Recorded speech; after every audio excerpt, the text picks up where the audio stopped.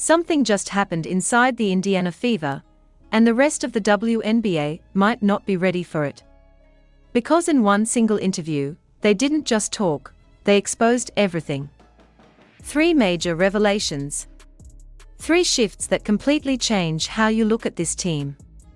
And if you're another team in the league right now, you're probably watching this very closely.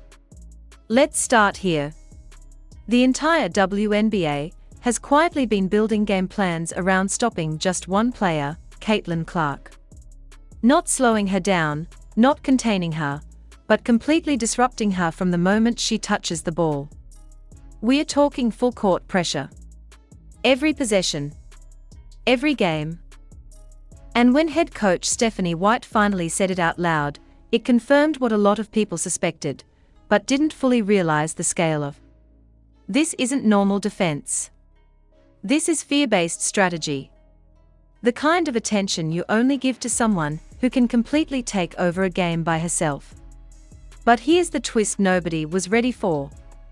While teams are busy throwing everything at Caitlin Clark, the rest of the Fever are quietly becoming a problem. Because at the same time this was revealed, Aliyah Boston dropped a statement that changes everything about this team's ceiling. Not speculation. Not rumors. Straight from her, she's healthy. Ready? And would have already been playing if it actually mattered. And if you understand what she brings to this roster, you already know why that's a big deal. This is a team that just dominated a top squad without one of its most important players on the floor. Now imagine adding her back into the system. And just when you think that's enough, they drop a third bombshell. Another weapon is coming back. This week. Not later. Not eventually. Right now. Damiris Dantas, a stretch big who completely changes spacing, matchups, and how defenses are forced to react. And if you know basketball, you already understand what that means. You can't pack the paint. You can't double easily. You can't cheat off anyone. Every single defensive option becomes harder. So now step back and really look at this. The league is overcommitting to stop Caitlin Clark. Aliyah Boston is coming back fully ready. And another key piece is being added immediately. That's not just improvement. That's a team evolving in real time. And here's where things get even more interesting. While all of this is happening in Indiana, across the league, players are watching. Some quietly. Some publicly. Including Angel Reese, someone who was once positioned as Caitlin Clark's biggest rival. But now, the dynamic doesn't look the same anymore. Because while the Fever are stacking momentum, building chemistry, and getting stronger every single week, other teams are still trying to figure themselves out. And that contrast, it's starting to show. So in this video, we are breaking down all 3 bombshells, what they actually mean, and why this Indiana Fever team might be a much bigger problem than anyone expected. Because this isn't hype anymore. This is a warning. To really understand why this moment is such a big deal, you have to look at how the Indiana Fever got here. Because this didn't happen overnight. For the past few seasons, the Fever were in a rebuilding phase. Young roster, inconsistent results, and a team still trying to figure out its identity. They had talent, no doubt, but they didn't have that one central force that could shift the entire direction of the franchise. That changed the moment Caitlin Clark entered the league. From day one, everything about Indiana started revolving around her presence. Not just because of her scoring ability, but because of how she changes the game itself. Her range stretches defenses further than most players. Her passing forces teams to stay alert every second. And her pace. It completely transforms how fast the team can operate. But here's the important part. Caitlin Clark didn't just bring attention, she brought pressure. Because suddenly, every team in the WNBA had one clear objective. Figure out how to stop her. And that's where things started getting interesting.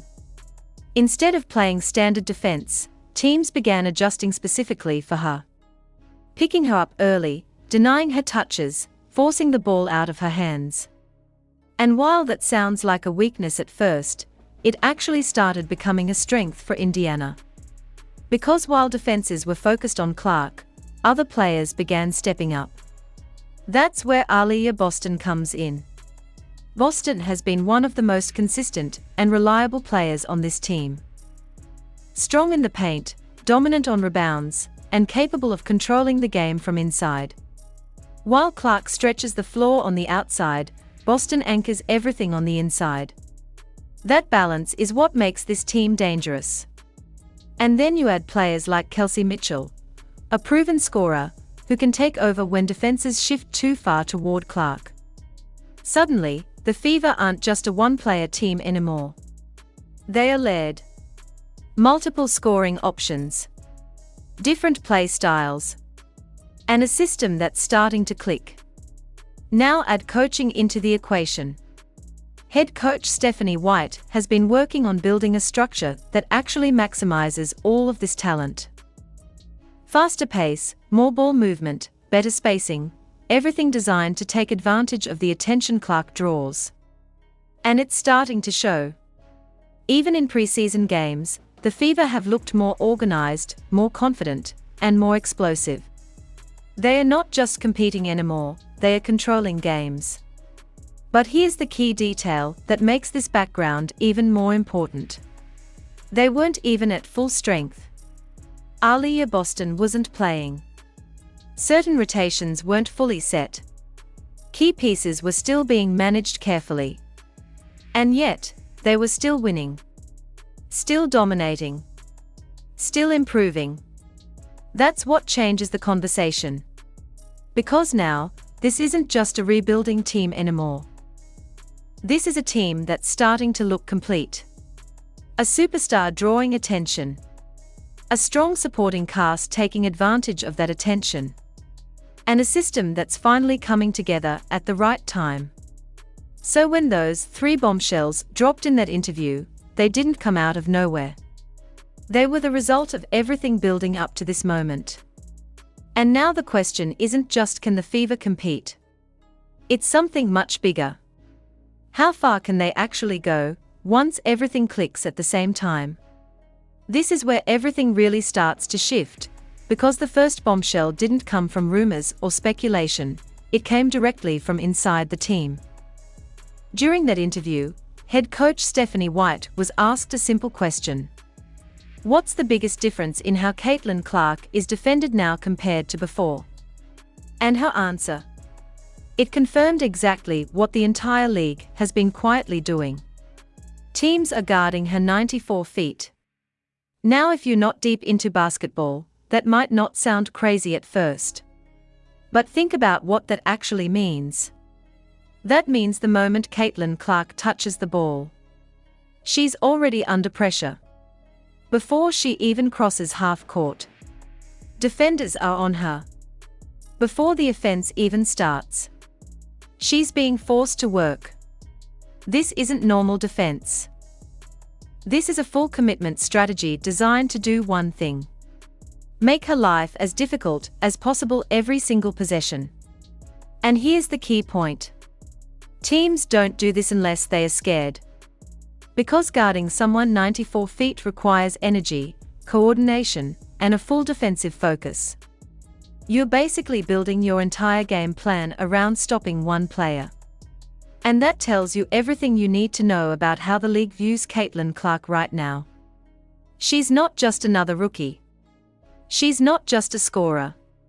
She's someone who can break your entire defensive system if you give her space. But here's where things flip, and this is why it's such a big deal. Because while teams are focusing all their energy on stopping her, they are creating opportunities everywhere else. Think about it. If one player is drawing that much attention, what happens to the rest of the floor?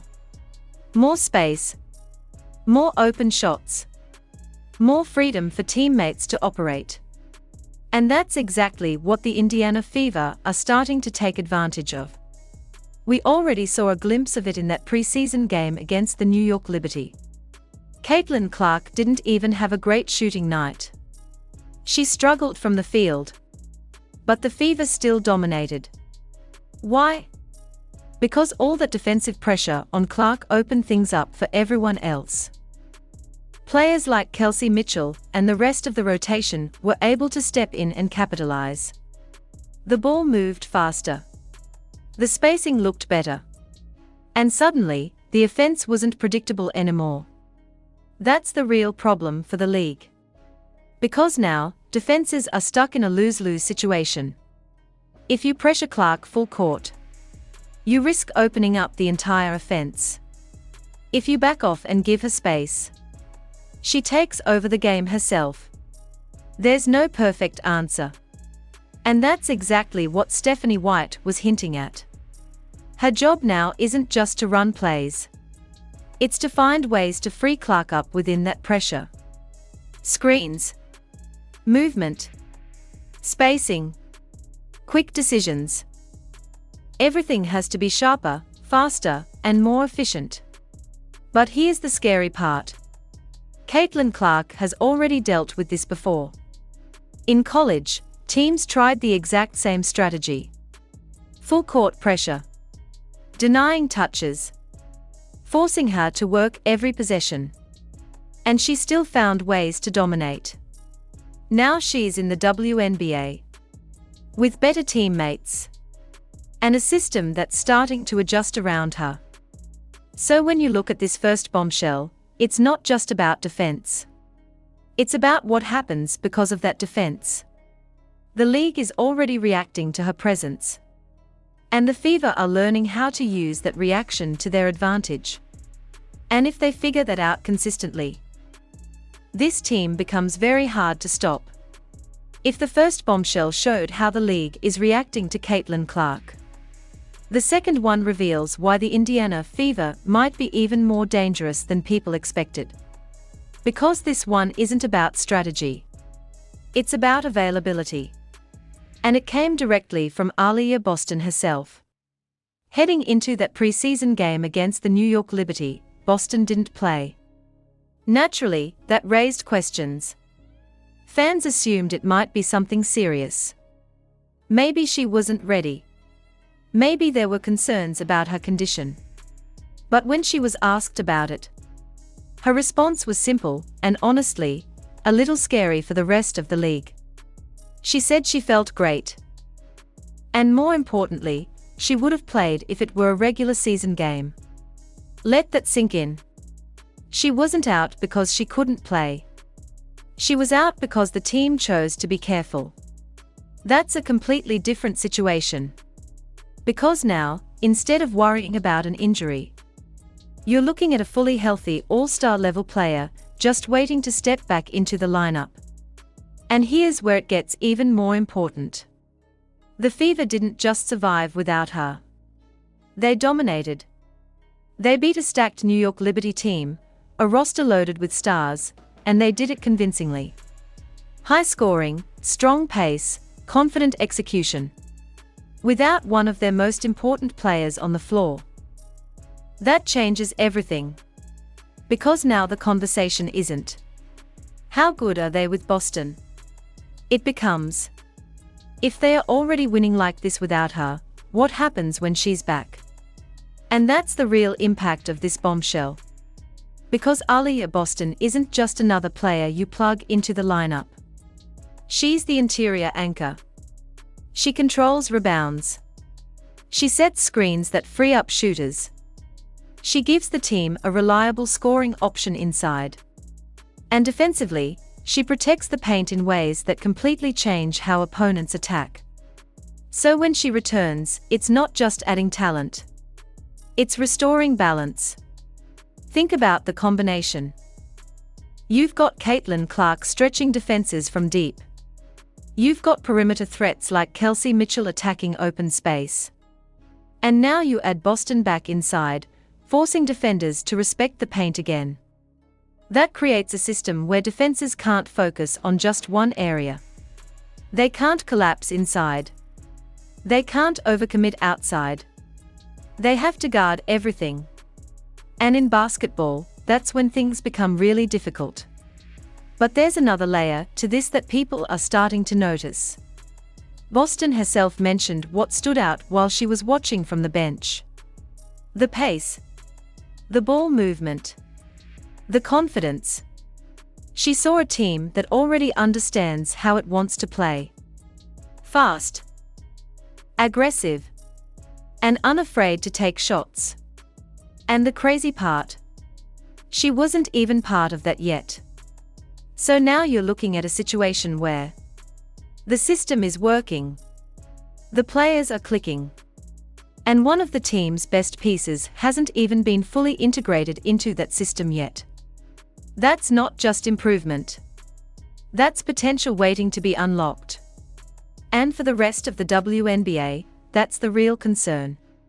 Because it's one thing to face a team that's already playing well. It's another thing to face a team that's still getting better. Right before your eyes.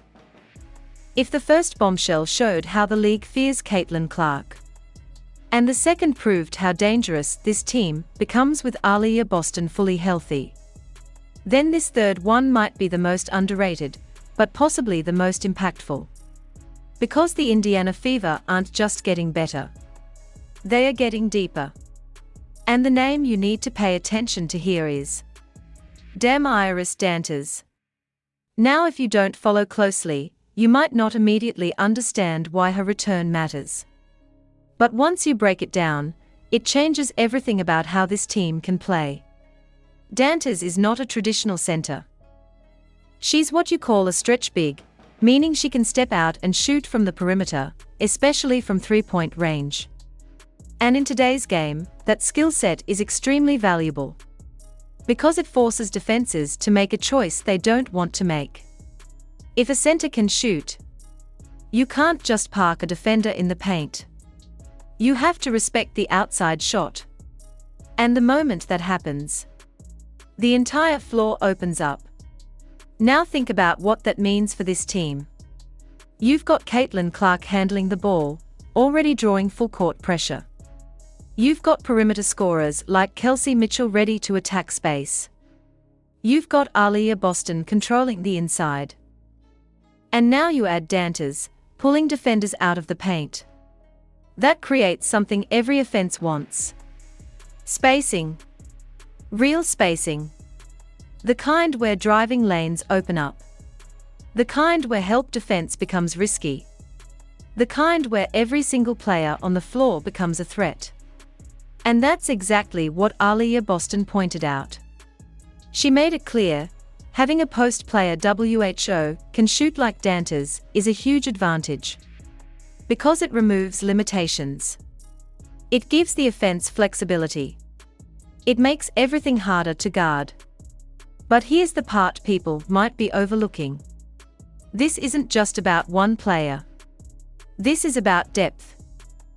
Because when you look at the Fever's frontcourt now, it's not just Boston and Dantas.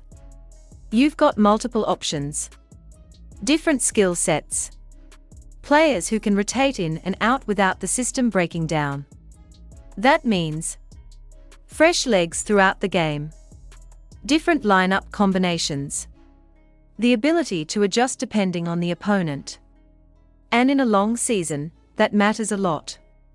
Because teams that rely on just one or two players eventually get exposed. But teams with depth, they adapt.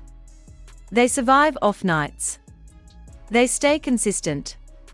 And that's what the Fever are quietly building. A roster where, if one player struggles, someone else steps up. If one strategy gets shut down, another one works. If defenses focus too much on one area, another area opens up. That's not just talent. That's versatility. And when Dantas returns this week, not later, not gradually, but immediately, that versatility becomes real. Because now the Fever aren't just relying on potential. They are adding another piece to a system that's already showing results. So when you step back and look at all three bombshells together, the league is overcommitting to stop Caitlin Clark. Aaliyah Boston is fully ready to return. And Iris Dantas is adding spacing and depth right now. That's not just improvement. That's a team becoming harder to predict, and harder to stop with every passing game. Now this is where the story takes a completely different turn, because while the Indiana Fever are stacking wins, adding pieces, and building momentum, another name keeps coming into the conversation. Angel Reese. And not in the way people expected. Because for the past couple of years, the narrative was simple. Angel Reese versus Caitlin Clark. That rivalry was everywhere. College matchups, headlines, debates, fans picked sides, media amplified it, and it became one of the biggest storylines in women's basketball. But now, that dynamic is starting to look very different. Because while the Fever are evolving into a deeper, more complete team, Reese's situation doesn't look as stable in comparison. And that contrast is what people are reacting to. Recently, Angel Reese showed public support for a Fever player, something that caught a lot of attention online. On the surface, it looks positive. Respect between players, appreciation for talent. But at the same time, it also highlights something bigger. The team she was once positioned against is now moving in a completely different direction. Because look at what's happening in Indiana right now. You've got rookies stepping in and performing immediately. You've got veterans openly praising their teammates. You've got a system that's starting to click at the right time. And most importantly, you've got momentum. That's something you can't fake. Meanwhile, when people look at Reese's current situation, the conversation feels more uncertain. Questions about team chemistry, fit, long-term direction, things that haven't fully settled yet. Now to be fair, every team goes through phases.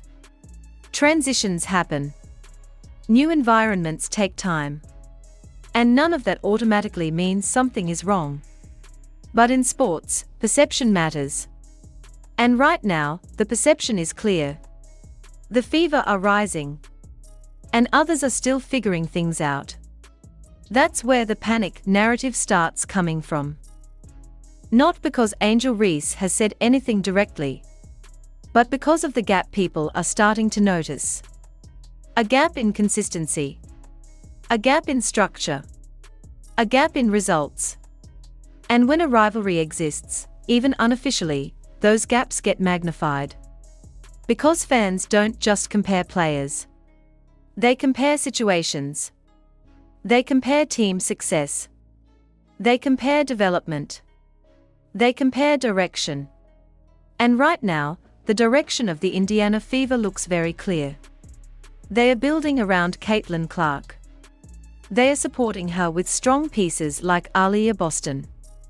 They are adding depth with players like Iris Dantas. And they are creating a system where everyone benefits. That's how contenders are built. Slowly, then suddenly. And that's why this moment matters so much. Because it's not just about 3 bombshells from an interview. It's about what those bombshells represent. A team that understands its identity. A roster that's getting healthier and deeper. And a system that's starting to produce real results. At the same time, it's also a reminder of how quickly narratives can shift. One season, it's a rivalry. The next, it's a comparison. And the question people are starting to ask now isn't just, who's better? It's, which situation is stronger right now? And based on everything we've seen so far, that answer is starting to become very clear. Right now, the Indiana Fever are entering one of the most important phases of their season, and everything is lining up at the same time. The regular season is about to begin. And unlike before, this team isn't coming in with questions. They are coming in with answers. You've got Caitlin Clark already forcing the entire league to adjust defensively before the season even fully starts. That alone changes how every opponent prepares. Every scouting report, every defensive scheme, it begins with her. Then you add Aaliyah Boston returning fully healthy. That's not just a boost. That's a major shift in balance. Because now the Fever aren't just a perimeter-heavy team. They become inside-out. They can attack from multiple angles. They can control tempo, spacing, and physicality all at once. And just as that's happening, Damiris Dantas is coming back into the rotation. Which means more spacing, more lineup flexibility, more ways to break down defenses. So now, heading into the start of the season, the Fever are looking like a team that's not just improving, but peaking at the right time. And that's what makes this dangerous. Because early season momentum can set the tone for everything that follows. If they come out strong, if the chemistry holds, if the system continues to work, this could quickly turn from promising team into serious contender. Now compare that to the rest of the league. Other teams are still adjusting, still experimenting with rotations, still trying to find consistency. But Indiana, they are already building identity. Fast pace, high scoring, multiple threats, and a system designed around maximizing pressure on defenses. That's a tough combination to deal with, especially over a full season. And then there's the rivalry angle again. Because while Angel Reese and other players are navigating their own team situations, the spotlight is naturally shifting toward teams that are winning and evolving quickly. That's just how sports works. Attention follows momentum. And right now, the Fever have it.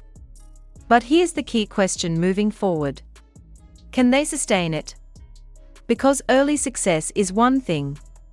Consistency is another. Teams will adjust. Defenses will evolve.